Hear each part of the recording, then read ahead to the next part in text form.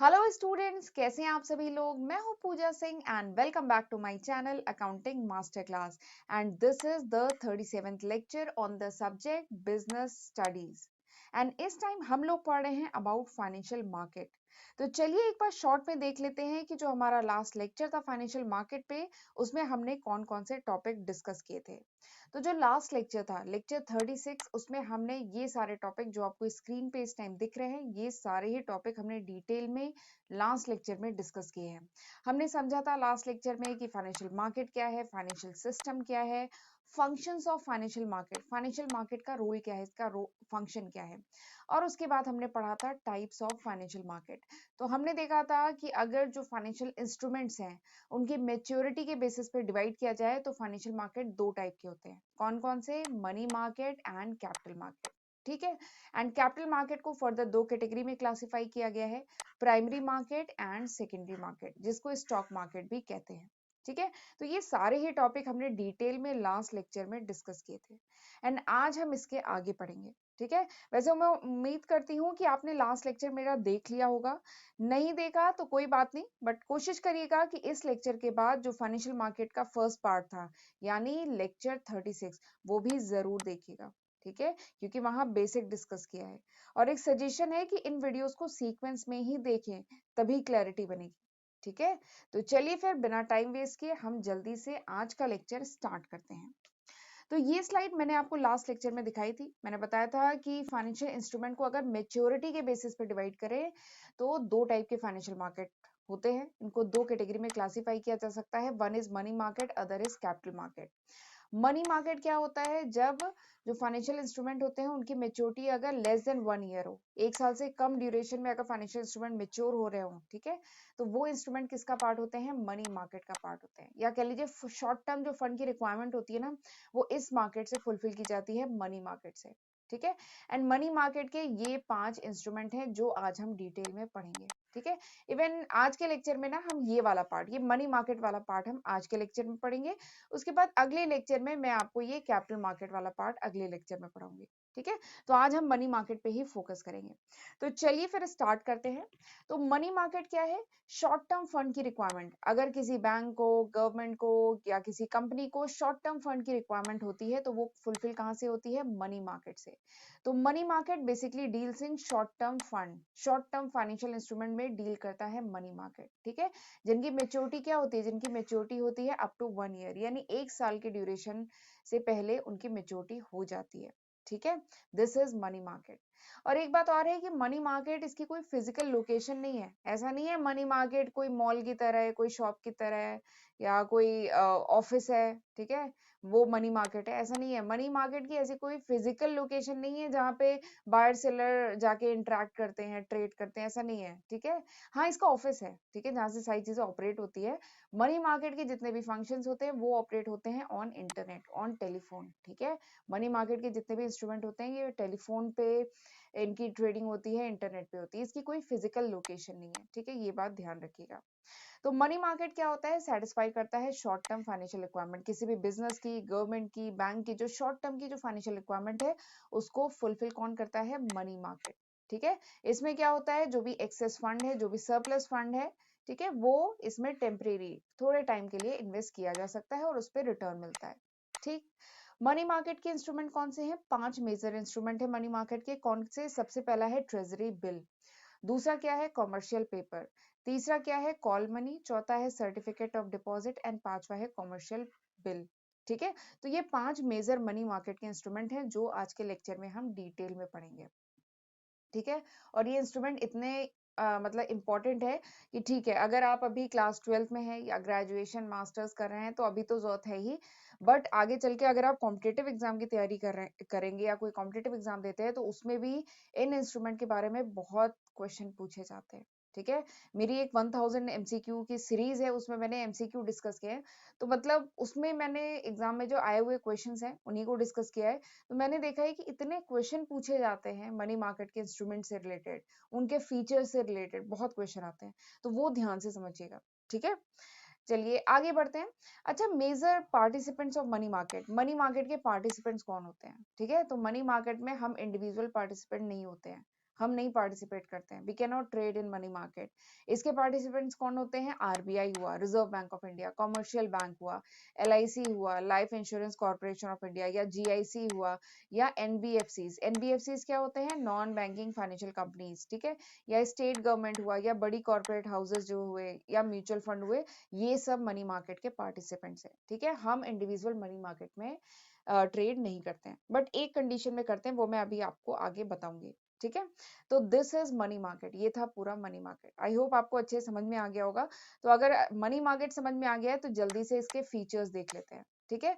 Feature क्या है? सबसे पहला फीचर क्या है? Money market is market for short term fund, यानी अगर शॉर्ट टर्म फंड की रिक्वायरमेंट है तो वो रिक्वायरमेंट कहाँ से फुलफिल होगी? मनी मार्केट से। और जो मनी मार्केट के इंस्ट्रूमेंट होते हैं उनकी मेच्योरिटी क्या होती है? अप टू 1 ईयर, यानी 1 साल से कम ड्यूरेशन की उनकी मेच्योरिटी होती है। एंड मनी मार्केट का एक और फीचर क्या है? This is quite expensive. अगर हम कैपिटल मार्केट के इंस्ट्रूमेंट से कंपेयर करें तो मनी मार्केट के जो इंस्ट्रूमेंट होते हैं वो थोड़े से एक्सपेंसिव होते हैं, महंगे होते हैं, इनमें ट्रांजेक्शन कॉस्ट थोड़ी सी ज्यादा होती है, ठीक है।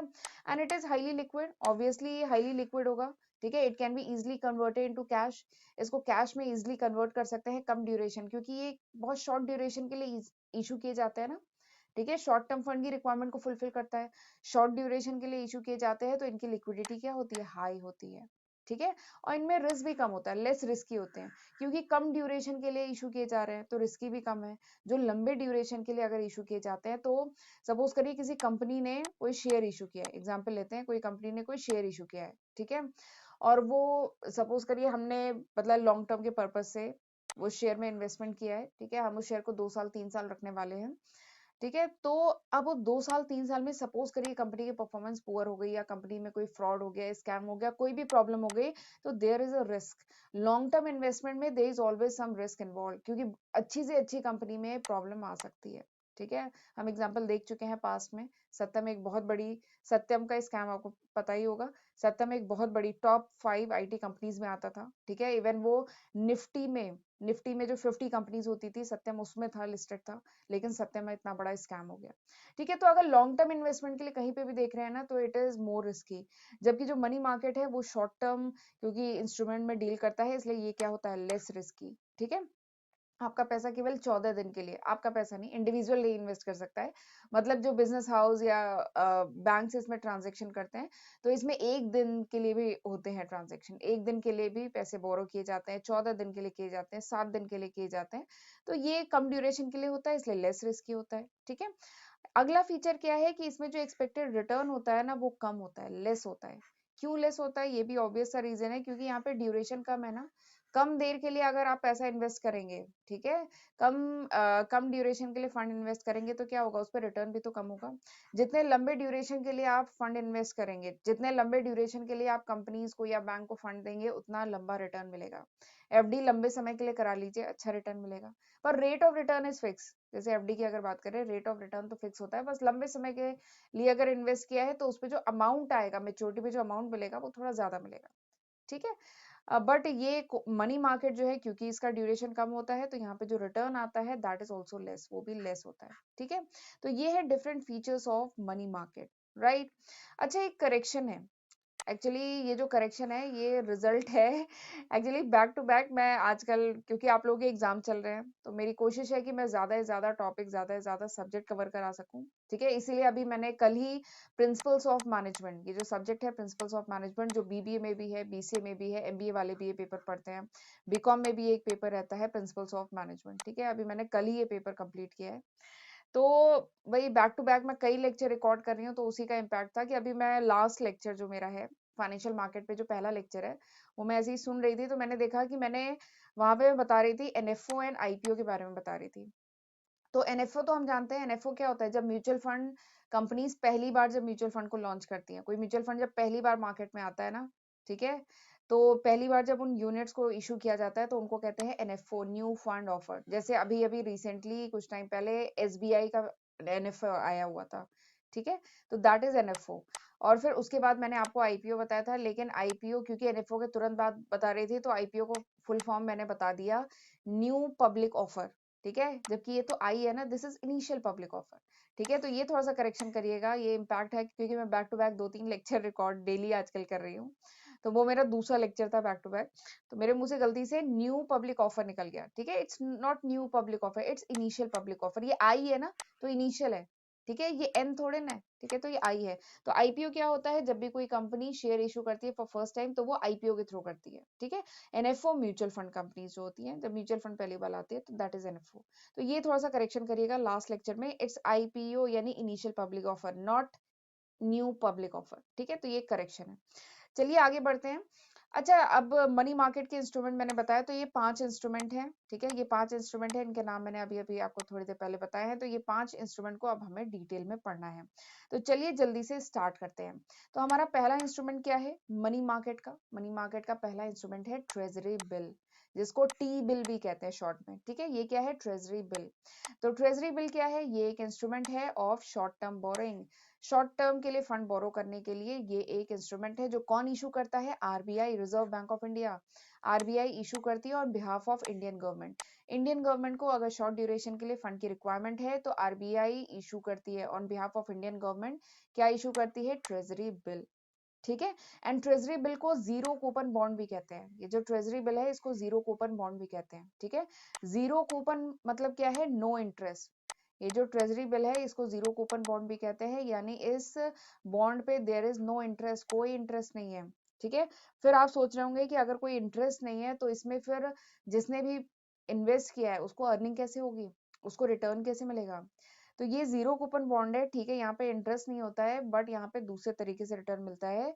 These bonds are issued at discount, ठीक है। ये जो बॉन्ड्स होते हैं, these are issued at deep discount, even ज्यादा डिस्काउंट दिया जाता है।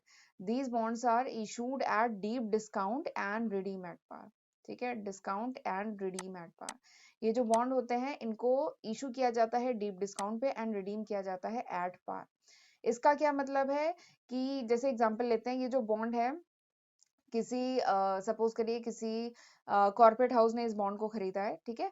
तो उसको खरीदा है 98,000 में, ठीक है। और इसकी फेस वैल्यू जो है वो है अगर 1 लाख, ठीक है। तो यानी उसको खरीदा है 98,000 पे और मेच्योरिटी पे मिलेगा 1 लाख, ठीक है। तो यहाँ पे क्या हुआ? 2,000 क्या हुआ? इंटरेस्ट हुआ। तो यहाँ पे इंटरेस्ट रेट नहीं होता, इंटरेस्ट रेट इज जीरो, लेकिन इसको डिस्काउंट पे इशू किया जाता है। यहाँ पे इसे डिस्काउंट पे इशू किया गया ना, इसको इशू किया गया 98,000 पे और रिडीम एट पार वैल्यू जो है 1 लाख रुपए में इसे रिडीम किया गया। तो जो इन दोनों के बीच का जो डिफरेंस है ना, दैट इज द रिटर्न, वही रिटर्न होता है, ठीक है। तो ये इस तरीके से वर्क करता है treasury bill.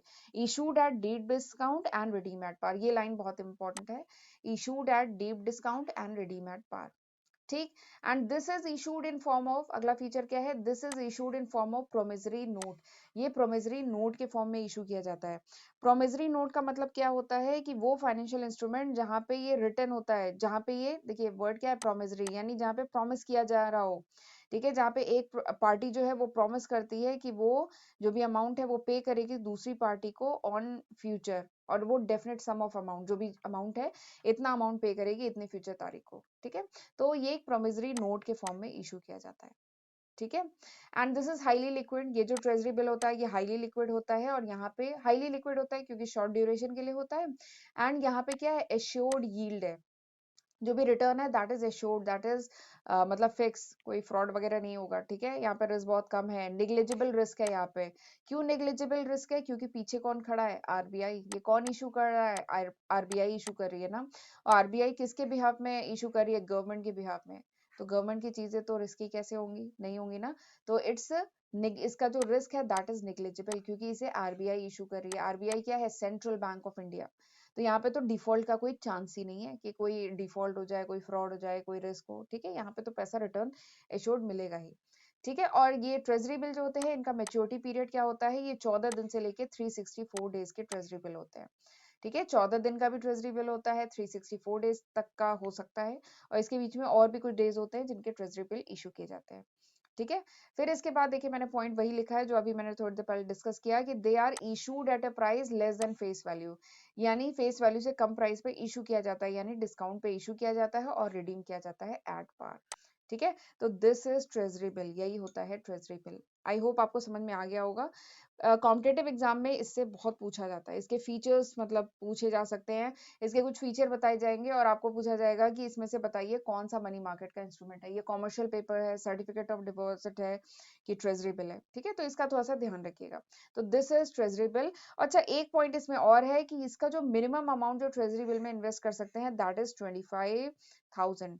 25,000 minimum amount of investment होता है और उसके बाद 25,000 के मल्टीपल में ही ट्रेजरी बिल बाय कर सकते हैं।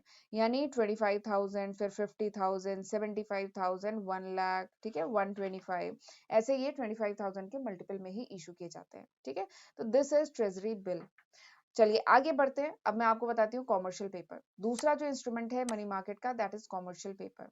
कॉमर्शियल पेपर क्या है? कॉमर्शियल पेपर भी शॉर्ट टर्म फाइनेंशियल इंस्ट्रूमेंट है, यानी शॉर्ट ड्यूरेशन के लिए फंड की रिक्वायरमेंट है तो कॉमर्शियल पेपर इशू किया जाता है। And commercial paper is unsecured. Commercial paper क्या है? अनसिक्योर्ड है। ठीक है, अनसिक्योर्ड मतलब ये दिस इज नॉट सिक्योर्ड, ये सिक्योर्ड नहीं है। ठीक है, it is not backed by any collateral, ये किसी कोलेट्रल से बैक नहीं होती है। ठीक है, इसकी रिकवरी किसी कोलेट्रल से नहीं की जा सकती है, तो दिस इज अनसिक्योर्ड। इसीलिए इसे जनरली कौन इशू करता है? जो बड़ी कंपनीज होती हैं, बिग कॉर्पोरेट हाउसेस, ठीक है, जिनकी क्रेडिट वर्दीनेस ज्यादा है, वही जनरली ये इशू करती हैं कॉमर्शियल पेपर। ठीक है, and it's a negotiable promissory note. ये क्या है? निगोशिएबल प्रोमिसरी नोट है, यानी प्रोमिसरी नोट के फॉर्म में इशू किया जाता है, यानी यहाँ पे भी प्रॉमिस होता है। एक पार्टी दूसरे पार्टी से प्रॉमिस करती है कि वो पर्टिकुलर सम ऑफ मनी देगी फ्यूचर तारीख को। ठीक है, and it's a negotiable instrument. Negotiable instrument का क्या मतलब है कि इट्स अ फ्रीली ट्रांसफरेबल। ठीक है, ये फ्रीली ट्रांसफरेबल है बाय इंडोर्समेंट एंड डिलीवरी, यानी इंडोर्समेंट एंड डिलीवरी से फ्रीली ट्रांसफरेबल है। और इसका मेच्योरिटी पीरियड क्या है? फिक्स्ड है, it has fix maturity period. ठीक, कॉमर्शियल पेपर का क्या है? मेच्योरिटी पीरियड फिक्स है। और इसे कौन इशू करता है? बड़ी एंड क्रेडिट वर्दीनेस कंपनी जो होती हैं वो जनरली कॉमर्शियल पेपर इशू करती हैं। ठीक है, और इनका जो रेट ऑफ इंटरेस्ट होता है वो लोअर होता है as compared to the market rate. ठीक है, these commercial papers are issued, देखिए लिखा है मैंने, these commercial paper are issued at lower rate of interest than market rate. Market rate से कम रेट पे इसे इशू किया जाता है। ठीक है, तो कॉमर्शियल पेपर समझ में आया? कॉमर्शियल पेपर क्या है? सबसे पहला शॉर्ट टर्म फाइनेंशियल इंस्ट्रूमेंट है। ठीक है, अनसिक्योर्ड है, यानी it is not covered by any collateral. अगला क्या है? ये निगोशिएबल है, यानी फ्रीली ट्रांसफरेबल है बाय डिलीवरी। ठीक है, एंड प्रोमिसरी नोट है, यहाँ पे प्रॉमिस होता है बायर सेलर के बीच में। एंड इसकी फिक्स मेच्योरिटी पीरियड होती है और इसे कौन इशू करता है? Large and credit worthiness company से इशू करती है। और इसका मेच्योरिटी पीरियड क्या होता है? 15 दिन से लेके 1 साल तक के लिए इशू किया जा सकता है। ठीक, और ये जो कॉमर्शियल पेपर है इसमें जो इन्वेस्टमेंट होता है वो कितना होता है? एटलीस्ट 5 लाख, 5 लाख तक का तो इन्वेस्टमेंट इसमें होता है। उसके बाद जो है मल्टीपल ऑफ 5 लाख, यानी 5 लाख, 10 लाख, 15 लाख, ठीक है, ऐसे करके ये मल्टीपल ऑफ 5 लाख में होता है। और कॉमर्शियल पेपर में भी सेम वही मतलब मैकेनिज्म यूज किया जाता है। It is sold at discount and redeem at par. इसको डिस्काउंट पे इशू किया जाता है एंड रिडीम किया जाता है एट पार। ठीक है, जैसा ट्रेजरी बिल में था। ठीक, तो दिस इज कॉमर्शियल पेपर। और अब मैं बताने जा रही हूँ कॉमर्शियल पेपर से रिलेटेड एक इंपॉर्टेंट टर्म जो एग्जाम में बहुत पूछा जाता है, इसको कहते हैं ब्रिज फाइनेंसिंग। ठीक है, इसको क्या कहते हैं? ब्रिज फाइनेंसिंग, बहुत इंपॉर्टेंट टर्म है। तो commercial paper is also use for bridge financing. Commercial paper को ब्रिज फाइनेंसिंग के लिए भी यूज किया जाता है। ठीक है, अब ये ब्रिज फाइनेंसिंग क्या होती है? देखिए, सपोज करिए कंपनी को रिक्वायरमेंट है लॉन्ग टर्म फंड की, लंबे समय तक के लिए फंड की रिक्वायरमेंट है और कंपनी इस फंड को रेज कर रही है bye issuing the share and debenture. Company share and debenture issue करके ये लॉन्ग टर्म फंड रेज कर रही है। ठीक है, तो शेयर एंड डिबेंचर को इशू करने में कुछ खर्चे आते हैं, कुछ फ्लोटेशन कॉस्ट आती है, जैसे ब्रोकरेज आएगी, जब कंपनी प्रोस्पेक्टस इशू करेगी, आईपीओ लाएगी तो खर्चा होगा। ठीक है, तो उन खर्चों को मीट करने के लिए, ठीक है, जो फ्लोटेशन कॉस्ट, जब भी कोई नया शेयर या बॉन्ड या डिबेंचर इशू किया जाता है तो उस समय जो फ्लोटेशन कॉस्ट होती आती है, उस फ्लोटेशन कॉस्ट को मीट करने के लिए कॉमर्शियल पेपर इशू किया जाता है। ठीक है, उसी को कहा जाता है ब्रिज फाइनेंसिंग। देखिए लिखा है commercial paper is use to meet such flotation cost. इस फ्लोटेशन कॉस्ट को मीट करने के लिए कॉमर्शियल पेपर इशू किया जाता है, तो उसको कहा जाता है ब्रिज फाइनेंसिंग। ठीक है, ये 2 नंबर में बहुत पूछा जाता है कि what is bridge financing, bridge financing क्या है। ठीक है, या फिर bridge financing is related with which instrument. ठीक है, तो वो कॉमर्शियल पेपर से रिलेटेड है। ठीक है, आई होप आपको यहाँ तक अच्छे से समझ में आ गया होगा। चलिए आगे बढ़ते हैं। अच्छा, आगे बढ़ने से पहले मैं आपको बताना चाहती हूँ कि this is the list of subject जो मैं आज की तारीख यानी मार्च 2022 तक अपने चैनल पे अपलोड कर चुकी हूँ। अगर ये वीडियो आप कुछ महीने बाद देख रहे हैं, कुछ साल बाद देख रहे हैं, तो होपफुली इसमें मैं कई नए सब्जेक्ट, कई नए टॉपिक ऐड कर चुकी होंगी। ठीक है, जैसे मैंने इसमें अभी प्रिंसिपल्स ऑफ मैनेजमेंट ऐड नहीं किया है क्योंकि अभी कल ही मैंने ये सब्जेक्ट फिनिश किया है, principles of management. Approximately 48 lecture videos में पूरा ये सब्जेक्ट कंप्लीट हुआ है, प्रिंसिपल्स ऑफ मैनेजमेंट। 100 एमसीक्यू भी डिस्कस किए हैं प्रिंसिपल्स ऑफ मैनेजमेंट पे। तो जरूर मेरे चैनल पे जाके एक बार प्लेलिस्ट चेक करिएगा। आज तक यानी मार्च 2022 तक मेरे चैनल पे अप्रोक्सीमेटली 370 लेक्चर वीडियो अपलोड किए हैं मैंने। तो ये सब मैंने आपके लिए किया है, तो जरूर इनका फायदा उठाइए, खुद भी पढ़िए और अपने फ्रेंड के साथ भी इनको ज्यादा से ज्यादा शेयर करिए। ठीक है, और मुझे मोटिवेट करते रहा करिए ताकि मैं ऐसे ही और नए नए सब्जेक्ट, नए नए टॉपिक कवर करती रहूं, आपके लिए free knowledge on internet, on YouTube लाती रहूं। ठीक है, तो चलिए आगे बढ़ते हैं। और चैनल को सब्सक्राइब करना तो है ही, वो तो बोलने की जरूरत ही नहीं है। चैनल पे पहली बार आए हैं तो चैनल को सब्सक्राइब करना है, नोटिफिकेशन बेल भी प्रेस करना बहुत इंपॉर्टेंट होता है, तभी आपको नोटिफिकेशन मिलेगी, वरना नोटिफिकेशन नहीं मिलेगी। फिर आप बोलेंगे मैम आप तो वीडियोज ही नहीं डाल रहे। ठीक है, तो ऐसा मत करिएगा, नोटिफिकेशन बेल भी आपको प्रेस करनी है। ठीक है, चलिए आगे बढ़ते हैं। अब अगला जो तीसरा इंस्ट्रूमेंट है दैट इज कॉल मनी। ठीक है, तो कॉल मनी भी क्या है, शॉर्ट टर्म फाइनेंसिंग इंस्ट्रूमेंट है which is repayable on demand, यानी डिमांड पे रीपे किया जाता है। और इसका मेच्योरिटी पीरियड सबसे कम है, कितना है, 1 डे से लेके 15 डेज, यानी एक दिन के लिए भी फंड की रिक्वायरमेंट है ना, तो कॉल मनी मार्केट के थ्रू फंड रेज किया जा सकता है। और ये जो कॉल मनी मार्केट है ना, this is basically, call money basically कौन यूज करता है, इंटर बैंक ट्रांजेक्शन, यानी बैंक को अगर शॉर्ट टर्म के लिए फंड की रिक्वायरमेंट है ना, तो जनरली वो कॉल मनी के थ्रू फंड रेज करते हैं। ठीक है, और जो इंटरेस्ट चार्ज होता है, जो इंटरेस्ट रेट पे किया जाता है कॉल मनी पे, उसको क्या कहा जाता है, call rate. What is call rate, तो जो इंटरेस्ट चार्ज किया जाता है कॉल मनी पे, उसको कहा जाता है कॉल रेट। ठीक है, and this call rate is highly volatile, ये बहुत वोलेटाइल होता है, ये डे टू डे हर दिन ये कॉल रेट वेरी करते हैं, इवन हर घंटे ये वेरी करते हैं। ठीक है, तो दिस इज कॉल मनी। ठीक, अच्छा, मैंने इकोनॉमिक्स भी पढ़ाई है मेरे चैनल पे, इकोनॉमिक्स का जो पूरा basic, micro economics, macro economics, सब मैंने डिटेल में पढ़ाया है। तो वहां पे याद है आपको, मैंने पढ़ाया था CRR, कैश रिजर्व रेशियो, पढ़ाया था ना। तो एज पर आरबीआई गाइडलाइन, हम जानते हैं कि आरबीआई गाइडलाइन के according commercial paper, sorry commercial paper नहीं, commercial bank is required to maintain a minimum cash balance. जो कॉमर्शियल बैंक है, इनको एक मिनिमम कैश बैलेंस मेंटेन करना होता है आरबीआई के साथ। ठीक है, तो उसी को हम क्या कहते थे, उसको हम कहते हैं ना CRR, कैश रिजर्व रेशियो। और आरबीआई क्या है, CRR चेंज करता रहता है टाइम टू टाइम। ठीक है, मनी की सप्लाई, मनी की डिमांड को मेंटेन करने के लिए, इकोनॉमी में मनी सप्लाई को मेंटेन करने के लिए, मनी सप्लाई को मेंटेन करने के लिए आरबीआई क्या करता है, इस CRR को टाइम टू टाइम क्या करता रहता है, चेंज करता रहता है। अब आरबीआई अगर ये CRR को चेंज करेगा तो इससे क्या होगा, कॉमर्शियल बैंक के पास जो फंड अवेलेबल है वो भी तो इफेक्ट होंगे, जो फंड अवेलेबल है, जो कमर्शियल बैंक लोन के फॉर्म में दे सकता है, वो भी इफेक्ट होंगे। ठीक है, तो शॉर्ट टर्म के लिए कॉमर्शियल बैंक को किसकी जरूरत पड़ेगी, फंड की जरूरत पड़ेगी। ठीक है, तो फंड की जरूरत पड़ेगी, और क्योंकि जो कमर्शियल बैंक है उनको CRR मेंटेन करना है ना, कैश रिजर्व रेशियो अपने पास मेंटेन करना है। ठीक है, नहीं मेंटेन करेंगे तो क्या होगा, आरबीआई पेनल्टी लगा देगा। ठीक है, तो उस कैश रिजर्व रेशियो को मेंटेन करने के लिए जो कमर्शियल बैंक्स होते हैं, दे यूज कॉल मनी, वो कॉल मनी यूज करते हैं। वही देखिए, मैंने आखिरी पॉइंट लिखा है, यूज बाय बैंक, ये देखिए स्पेलिंग मैंने गलत लिख दी जल्दी जल्दी में। तो यूज बाय बैंक, ये जो कमर्शियल बैंक है ये बेसिकली यूज करते हैं to maintain the CRR, cash reserve ratio को मेंटेन करने के लिए। अगर इनके पास फंड कम हो जाता है तो ये कॉल मनी मार्केट से, ठीक है, कॉल मनी से ये फंड शॉर्ट ड्यूरेशन के लिए रेज करते हैं। ठीक है, तो जनरली ये कॉमर्शियल बैंक जो होते हैं, या वो बेसिकली इस कॉल मनी को यूज करते हैं। ठीक है, इनका मेच्योरिटी पीरियड क्या होता है, 1 दिन से 15 दिन के लिए। और ये इसमें बेसिकली इंटर बैंक ट्रांजेक्शन होते हैं, एक बैंक दूसरे बैंक से ट्रांजेक्शन करता है इसमें। ठीक है, चलिए चौथा इंस्ट्रूमेंट क्या है, सर्टिफिकेट ऑफ डिपॉजिट, बहुत ज्यादा ही डिटेल में पढ़ा रही हूँ। चलिए जल्दी जल्दी अब आगे बढ़ते हैं। Certificate of deposit, certificate of deposit क्या है, तो ये भी एक अनसिक्योर्ड, देखिए अब ये जो वर्ड्स हैं, अनसिक्योर्ड, निगोशिएबल, ये सब मैं बता चुकी हूँ, तो अब आप समझ चुके होंगे मेरे ख्याल से। तो सर्टिफिकेट ऑफ डिपॉजिट क्या है, ये भी क्या है, एक अनसिक्योर्ड है, यानी it is not covered by any collateral, और ये निगोशिएबल, निगोशिएबल मतलब फ्रीली ट्रांसफरेबल बाय डिलीवरी। ठीक है, ये निगोशिएबल शॉर्ट टर्म इंस्ट्रूमेंट है इन बियरर फॉर्म। देखिए अब ये एक इंपॉर्टेंट टर्म मिला, इन बियरर फॉर्म। अभी इसका क्या मतलब होता है ये मैं अभी बताती हूँ। तो सर्टिफिकेट ऑफ डिपॉजिट क्या है? Unsecured negotiable short term instrument है इन बियरर फॉर्म। कौन इशू करता है? Commercial bank and development financial institution develop करते हैं, ठीक है, against deposit kept by company and institution. जो भी कंपनीज या जो भी इंस्टीट्यूशन है जो भी डिपॉजिट मेंटेन करते हैं, किस में? कॉमर्शियल बैंक में या डेवलपमेंट फाइनेंशियल इंस्टीट्यूशन में, तो उसके बदले में उन्हें मिलता है सर्टिफिकेट ऑफ डिपॉजिट, ठीक है। तो ये एक शॉर्ट टर्म फंड रेज करने का एक इंस्ट्रूमेंट है सर्टिफिकेट ऑफ डिपॉजिट। एंड ये जो है ना बियरर फॉर्म में है। अब ये बियरर फॉर्म का क्या मतलब होता है?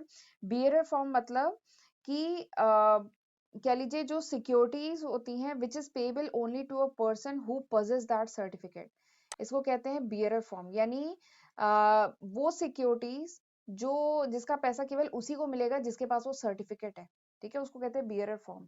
यानी अगर आपको ये पता करना है कि ओनर कौन है, ठीक है, तो जिसके पास सर्टिफिकेट, जो पजेस कर रहा है सर्टिफिकेट, ठीक है, वही उसका ओनर है, इसको कहते हैं बियरर फॉर्म।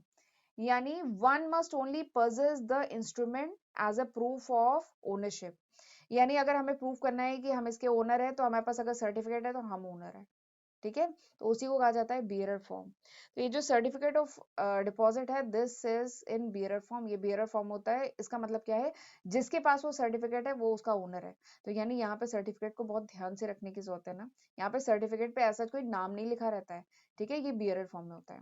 और इसमें जो सर्टिफिकेट ऑफ डिपॉजिट है इसका टाइम ड्यूरेशन क्या होता है? इसका टाइम पीरियड होता है 91 डेज से लेके 1 ईयर तक का इसका टाइम ड्यूरेशन होता है, ठीक है। एंड अच्छा, यही मैं कह रही थी ना, मैं कह रही थी इसमें इंडिविजुअल पार्टिसिपेट नहीं करते मनी मार्केट में, लेकिन एक केस हो सकता है जहाँ पे इंडिविजुअल पार्टिसिपेट करते हैं। तो ये सर्टिफिकेट ऑफ डिपॉजिट में अगर बहुत टाइट लिक्विडिटी हो गई है, एकदम कैश क्रंच हो गया है, बहुत टाइट लिक्विडिटी है, then this certificate of deposit can be issued to individual. यानी ये सर्टिफिकेट ऑफ डिपॉजिट वैसे तो इंडिविजुअल को नहीं इशू किए जाते हैं, बट ये इशू किए जा सकते हैं इंडिविजुअल को, कॉर्पोरेशन को, in case of tight liquidity. अगर लिक्विडिटी बहुत टाइट है, कैश क्रंच हो गया है, डिपॉजिट बैंक में डिपॉजिट बढ़ ही नहीं रहा है, कोई एफडी वगैरह करा ही नहीं कर रहा है, अकाउंट में पैसे रख नहीं रहा है, ठीक है, बैंक डिपॉजिट ग्रो ही नहीं कर रहा और डिमांड क्रेडिट की बहुत ज्यादा बढ़ रही है, तो उस केस में इंडिविजुअल भी इसमें पार्टिसिपेट कर सकते हैं। तो this is the fourth instrument certificate of deposit. अब पढ़ते हैं फिफ्थ और लास्ट इंस्ट्रूमेंट पे, दैट इज कॉमर्शियल पेपर। तो क्लास 11 में पढ़ा था ना बिल ऑफ एक्सचेंज, अकाउंट्स में तो पूरा एक चैप्टर है बिल ऑफ एक्सचेंज पे, ठीक है। तो कॉमर्शियल बिल क्या होते हैं? कॉमर्शियल बिल जो होते हैं ये बिल ऑफ एक्सचेंज होते हैं जो बिजनेस फर्म यूज करते हैं to finance its working capital requirement.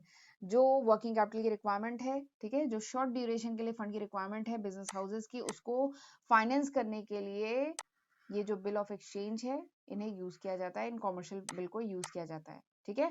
तो कॉमर्शियल बिल बेसिकली है क्या? कॉमर्शियल बिल होते हैं बिल ऑफ एक्सचेंज, ठीक है। ये क्या है? ये short term negotiable self liquidating. Self liquidating मतलब जब मेच्योरिटी का समय आएगा तो अपने आप लिक्विडेट हो जाएगा, ठीक है, इसलिए सेल्फ लिक्विडेटिंग।